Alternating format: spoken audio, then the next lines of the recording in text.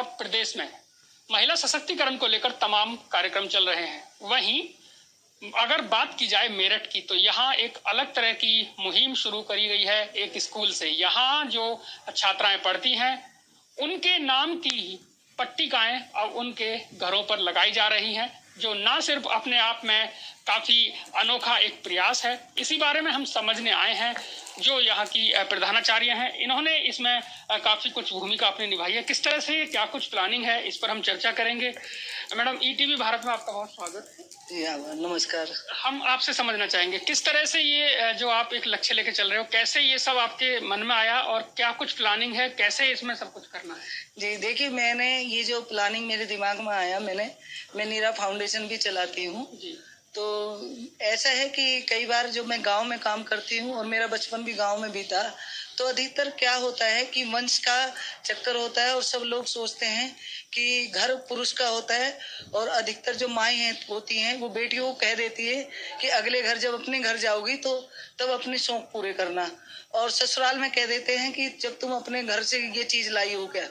तो मुझे लगा कि बेटी का तो घर कोई सा भी नहीं होता, और मिशन शक्ति इतना अच्छा अभियान हमारे माननीय मुख्यमंत्री जी ने चलाया हुआ है, तो मेरा मन किया कि मैं क्यों ना एक अभियान चलाऊं कि मेरा घर मेरी बेटी का घर। तो मैंने पेरेंट्स से बात की, तो सभी पेरेंट्स ने कहा कि जी हम लोग तैयार हैं। तो मैंने फिर बेटियों के नाम की नाम पट्टिका बनाई कि जैसे रिया बंसल, सोनिया तोमर, सभी जितने विद्यालय में यहाँ पर करीब 1300 कुछ छात्राएं पढ़ती हैं, तो सभी के नाम की मैंने नाम पट्टिका बनाई, और ये पट्टिका उनके घर के बाहर लगेंगी, जिससे एक तो समाज में एक सकारात्मक सोच फैलेगी और बेटियों को भी अच्छा लगेगा कि ये मेरा घर है। और इस पर जो हमने मैसेज दिया हुआ कि बेटी बचाओ बेटी पढ़ाओ और मिशन शक्ति का, ये जन जन तक भी पहुंचेगा। अच्छा मैडम, यहाँ एक जो समझने वाली बात है, क्योंकि जो देखा जाता है कि हरियाणा या वेस्टर्न यूपी को लेकर पहले देखा जाता था कि यहाँ बेटियों को थोड़ा सा कुछ उस तरह से देखा जाता था कि मतलब कहते थे कि अगर बेटी पैदा हो गई तो कई बार ऐसी बातें होती थी कि मार दी जाती थी। कितना आप इस बात से इत्तेफाक रखती हैं, और क्या लगता है कि जिस तरह से आपने पहल की है इसका क्या संदेश जाने वाला? देखिए, जो आपने कहा है ये अब से करीबन 20 वर्ष पूर्व तो ये सोच थी, लेकिन ये सोच धीरे धीरे समाज में परिवर्तित हुई है, और बेटियों के प्रति समाज में, क्योंकि सरकार जो जिस तरह प्रचार क्या था पहले, किस तरह से क्या पहले तो अगर बेटी होती थी, मैं अगर अपने ही बचपन की बात कहूँ तो जब मैं पैदा हुई तो मेरी नानी रोई थी, क्योंकि मेरी बड़ी बहन थी और उसके बाद मैं पैदा हो गई, और मेरा नाम नीरा भी शायद इसलिए रखा गया था कि कई बेटियां हो गई। पहले इस तरह का एक विचार था और समाज में लगता था कि वंश बेटे के द्वारा चलता है, लेकिन अब धीरे धीरे एजुकेशन से समाज में परिवर्तन आया है। अभी गांव में थोड़ा सा अभी भी सोच है कि घर बेटों से चलता है, लेकिन मुझे लगता है कि अब उस तरह की बात नहीं है। बेटियों को होने पर को आप तोड़ने के लिए जी, और मैंने ये मिथक तोड़ने के लिए ये अभियान चलाया है कि मेरा घर मेरी बेटी का घर, और इससे जब ये घरों पर लगेंगी तो मुझे लगता है निश्चित ही काफी लोगों की सोच में परिवर्तन आएगा। कितने गांव के जो बच्चे यहाँ पर आते हैं और कितने गांवों में इस मिशन को लेकर आप अभी जा रहे हैं, और आगे की क्या प्लानिंग? देखिए, इस विद्यालय में 11 गांव के बच्चे आते हैं, तो 11 गांव तक मैसेज जाएगा, और कई विद्यालयों से भी मेरे पास फोन आया है कि मैम हमारे यहाँ भी ये अभियान शुरू कीजिए। तो मैं इस अभियान को पहले गांव-गांव, जिले तक, फिर इसको मैं प्रयास करूंगी मंडल तक, प्रदेश तक, जहां तक मैं पहुंचा पाऊंगी। इस अभियान को मैं लेकर जाऊंगी कि मेरा घर मेरी बेटी का घर। मेरा घर मेरी बेटी का घर। बिल्कुल, नीरा तोमर जी का जो प्रयास है बहुत ही सराहनीय है। सगुन, हम आपसे बात करेंगे। बेटो, क्या आप कहेंगे, कैसा लग रहा है और किस तरह से आप? सर, हमें बहुत अच्छा लग रहा है, क्योंकि नीरा माँ हमारे लिए बारे में इतना सोचती हैं कि बेटी बचाओ बेटी पढ़ाओ, हमें मतलब काबिल बनाना चाहती हैं, हमारा नाम रोशन करना चाहती हैं। हम यही चाहते हैं कि हम अपना भी नाम रोशन करें, अपने परिवार का भी, और अपने विद्यालय का भी, अपनी नीरा माँ का भी। अभी तक घर में कैसे पुकारते थे, मतलब अभी जो पड़ोसी जानते होंगे तो कैसे कहते थे किसका घर है? सर, मलिक के नाम से सर। अच्छा बेटा, आप बताइए थोड़ा सा। सर, मुझे बहुत अच्छा लग रहा है कि मैम ने हमें ये दिया, और हम इसे अपने घर के आगे लगाएंगे, वरना तो अधिकतर लड़कों या पापा के नाम से ही जाना जाता है, तो अब लोग हमारे नाम से भी जानेंगे हमें। बेटा क्या कहें? सर, बहुत अच्छा लग रहा है कि हम सब हमारे नाम से भी जानेंगे।